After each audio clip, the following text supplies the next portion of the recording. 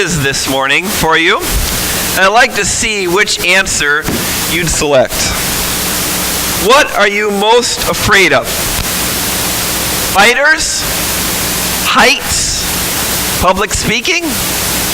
Small spaces? Some of you are thinking all of the above, right? We've all got fears, right? And I'm guessing out of one of the four listed there, you find yourself. I did a kind of an interesting experiment. I typed into Google, help with fear of all these. And one of these got 12 million articles. The other one got 300,000.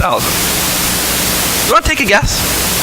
You want to take a guess on Google which one of these four has 12 million articles for help? I'm going to allow you the opportunity to raise your hand in church because I'm curious to see which one you think we've got more issues with. Spiders. Raise your hand if you think it's spiders. Okay, thank you. Heights. Public speaking. Wow. And small spaces. Yes, public speaking got 12 million responses. 12 million articles helping you. In fact, the first page was all CEOs help you on public speaking. Public speaking is scary, isn't it? To stand up in front of an audience and try to keep their interest. To not tell them something they already know. To not hit your foot or something shaking and give it away that you're actually kind of nervous with what you're doing. So, what's the biggest crowd you've ever publicly spoke to? What's the biggest amount of people you have? How scary was that? How about 2 million? Imagine publicly speaking to 2 million people live for a retirement sermon. Imagine how scary that would be. Imagine standing in front of 2 million people gathered and how your knees would be knocking and how your hand might be shaking and how you would look as far as the eye could see, and this is the message you're going to deliver. Imagine that you're writing that kind of retirement speech. Imagine after 28 years of leading this nation, you're going to summarize everything you've done. 28 years of leading them into a promised land, a land flowing with milk and honey, giving them their nation and their homes, making them pretty wealthy in the process, leading them in war, saving them from illness. 28 years, 2 million people, and you have to write a retirement speech. How would that go? Well, what components would you add in speech like that? Have you ever been to a retirement party before? Ever been where someone's retiring from their job? Those are usually pretty happy events. Usually a whole lot of this going on, right? You're thankful for the years of service, thankful for your companies, and even if you don't like your boss, you pretend to because you're done with him, right? If you've ever been to a retirement party where you've had a relative or a friend retire, everybody's in a good mood. Nobody takes any shots. Nobody comes after anyone. It's all this and glad handing and punch, and that makes it a fun day, right? I mean, normally, retirement sermons are filled with compliments. Normally, retirement speeches are positive. So when you get to one that has 0 compliments in it, you kind of notice. When you get to Joshua's retirement sermon and 0 compliments but 1 really big fat criticism, I think when I want to do that, when I want to stand at the end of 28 years of ministry, stand in front of this nation of Israel, not compliment them once, belittle, demean, and insult them, and also tell them that there's something wrong with them. Imagine how your hand would be shaking in that that environment to give that kind of a speech. What would move a man at the end of his life, 10 years old, to give a retirement speech that's you could just kind of wipe your hands of the people? I'm just going to float off into the sunset. Somebody else can teach these rebellious Israelites. What would move a man to be mean when we're so used to everybody being nice? I think it's an interesting question to think about. I think it has an insight into what's wrong with you and I. It also has an insight into what we normally expect from God isn't always what he expects from us. I'm going to walk through a little bit of Joshua's final retirement sermon with you. I think it's very interesting.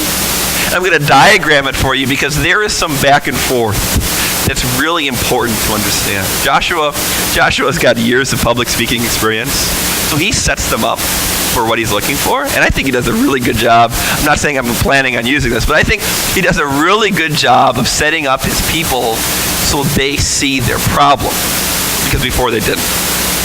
When Joshua begins this sermon and he's going through renewing the covenant at Shechem, he tells these people, fear the Lord and serve him with all faithfulness. Joshua says, serve the Lord, right? Sounds pretty good so far. And you know, people say a little bit later, they say, we will. They say to him later, no, we will serve the Lord. And that's the part of the thing we'd start clapping and say, yeah, this is really great, right? This emotional event. 2 million people gathered. Your outgoing leader who brought you to the promised land is here. Woohoo, this is great. Go out to the sunset. We've got our rich land, right? Serve the Lord. And then what he says next, he decides to disagree with them. He says, you are not able to serve the Lord. He is a holy God. He is a jealous God. He will not forgive your rebellion and your sin. You can't serve God. You ever heard that before from a pastor? Ever had a pastor say you can't serve God? You ever had a pastor say God will not forgive you? This kind of takes the air out of the crowd, I'm guessing. 2 million people are really excited. Woohoo, Joshua's done. And then he says, you guys can't serve God, and he's not going to forgive you. That takes some of the euphoria out of the moment. And it seems, based on the Hebrew here, it seems that they interrupt him. It seems that they don't even like what he's saying. So much so that in the final closing speech, they're going to jump on him. You can't serve God. And what do they respond? Essentially, they say, yes, we can. We can serve God. How dare you tell us we can't? How dare we, living in the promised land, having these lives, how dare you? So here's where Joshua sets them up. Almost like a teacher setting up a student. Yeah. You are witnesses against yourself. Now, are you going to promise to hold yourself to what you're saying? And they say, yeah, absolutely. We are going to witness against ourselves. Absolutely, we're going to do this. And then he hits them with the criticism. Then he hits them with the harshest thing that we would not expect at a happy-go-lucky farewell sermon from a man of his stature. Something that we would expect from a man who would just kind of be in the moment. Kind of be emotional. I mean, you could imagine the temptation for him to leave this part out, right? Everybody's happy. Everybody's excited. This is a great moment. Let's just live in the moment. Let's just enjoy the emotion. You see that so much in American Christianity today, don't we? We see with the big bands and the big productions, this idea, live in the moment. Just kind of carry on with your life. Never actually talking about what's wrong with you. Never actually getting to something that's dwelling in your heart that you need to change. No, the guy with the perfect hair and the ripped jeans, he tells you just how awesome you are and how awesome everything else is. And I don't bring that example up to say, well, look at them, how thankful we're not like that. I bring that example up because you can see what's wrong with them. But can you see what's wrong when you do the same thing? Can you see how we like to go on emotion good and bad? We like to say my life is doing well, I'm happy, I'm successful, let's just all clap and go have some fun. We like to live in that same American Christianity success story moment. Gosh, we'll have none of that. You guys aren't doing something right. No, yes, we can. You want to promise? Yeah, promise. Now, what does Joshua say? What is the big fat criticism he's been holding on? As now then, throw away the foreign gods that are among you and yield your hearts. Throw away those foreign gods that are you. When you hear that, you're maybe thinking a little like Elf on the Shelf guy. That little kind of goblin that kind of floats around your home maybe in Christmas, or maybe those precious moment little figurines that you brought up for Christmas and now you put away since it's February. That's not what he's talking about here.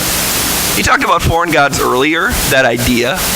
No, his phrase, he said, foreign gods that are among you. We might simply say, foreign gods that are in. I'm not saying take the elf out of the shelf. He's saying look for the elf in your heart. Look for the sins and the problems and the issues. What's wrong with you, he's saying. Throw away what the sin that so easily entangles. Throw away the sins that you guys have allowed so far. Talk about what's really wrong. Again, imagine that for a farewell sermon. Everyone's happy and excited. And he's saying, no. Already today. We're actually going to look into your heart and you're going to say, what's wrong with me? What do I need to get rid of? What do I need to change? Takes the whole air out of the retirement party. For all 2 million people, I'm guessing. This is the part of the sermon where I'd normally ask you to do the same thing. This is the part of the sermon where I'd say, what dwells in your heart? What's wrong with you? But chances are, I think you already know it. I already know what's wrong with me.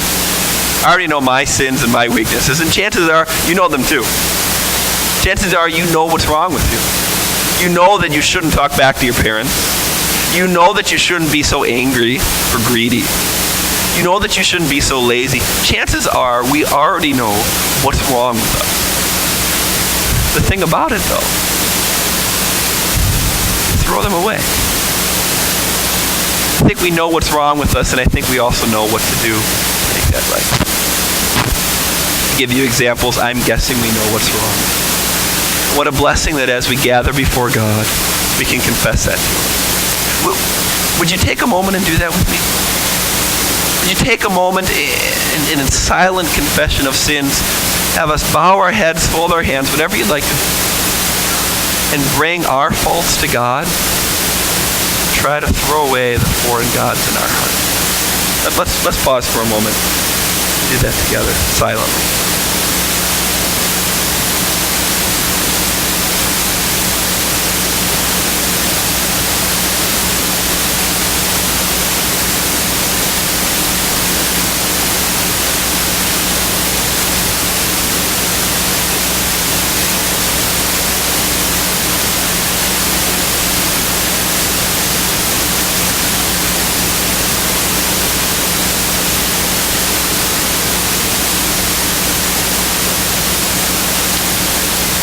Brothers and sisters in Christ, this is what Joshua wanted his people to do. To come before God and to recognize what's wrong with them, to ask God for forgiveness. And he couldn't have set up this sermon in a better location, because he had them do it at Shechem. Shechem's got a lot of history for an Israelite. Shechem was the place where their forefather Jacob, when he first came into this land, he took all the foreign gods of his household and he buried it under the great oak at Mamre. Shechem was the place when Abraham, their forefather, first came into the land. I've talked about throwing away false gods. I've talked about the promises of grace. He planned this sermon with the right time and at the right place. A place where God's people throw away false gods. This is a place where God's people hear forgiveness. This is a place where God's people get strength to go and live their life. They have Shechem. I'd like to think that we have this church. We have a church where we can gather together in this place. Throw away all those false gods, those false feelings, those fake lies. Throw them all, bury them in the cross. We have a place to hear God's forgiveness and grace.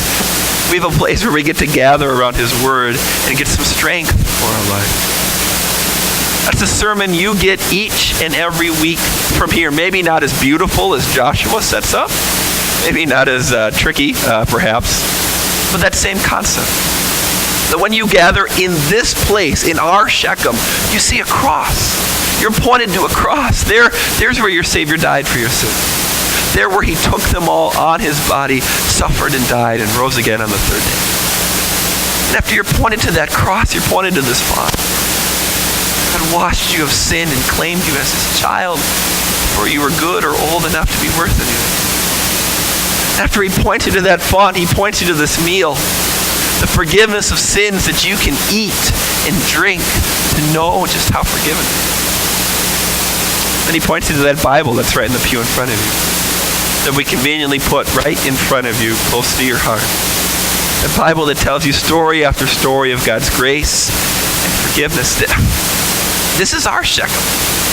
This is the place where we say, you know what, there is something wrong. You know what, my life isn't as great as I want it to be. But I come here and I throw my sins at the cross. I come here and I remember my baptism. I come here and I eat God's very own forgiving love.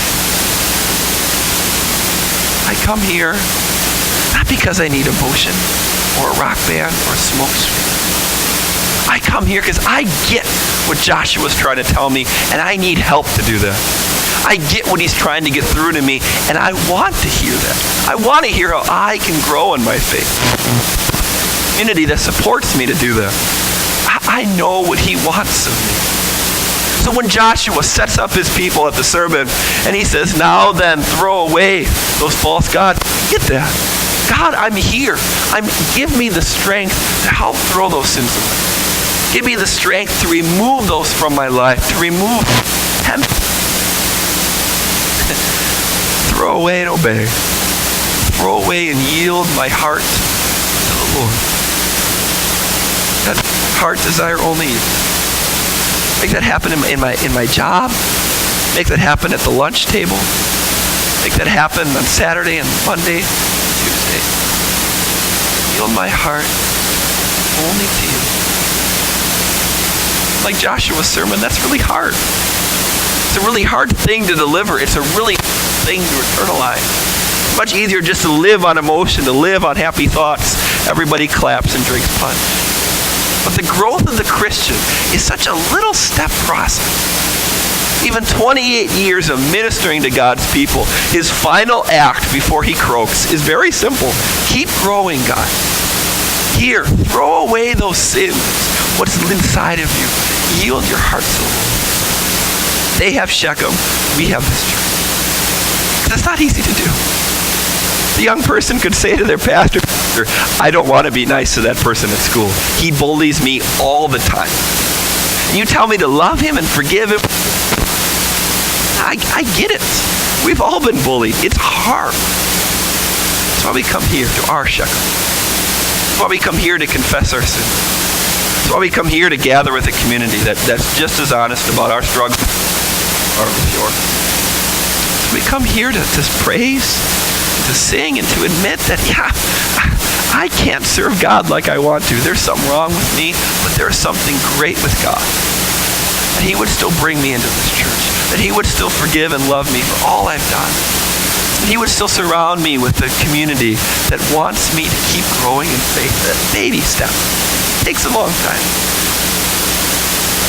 That he would still give us this kind of a Shechem. And this kind of a sermon. And this kind of a time. Have us grow. I think it's a farewell sermon. I think it's a beautiful thing to think about the hands shaking and the knees knocking, how scary it would be to deliver it. 28, the preaching, he's not done. He's not just going to waltz into the sunset. He's going to give his people what they need. Throw away what's in their heart. Throw away those sins that fester. And yield your heart to the Lord. Gather with a community of people that want to do that with you. What a beautiful sermon to walk out on. What love and care for his people. And what simple truth for you and I too. That with the struggles and trials and difficulties we have, whether it's a bully in grade school or a jerk of a boss, someone dying in your family, what a place for us to come into our Shechem to bring our sins away. To taste and see that God's forgiveness is still present and still offered to you and I today. Amen. Please stand.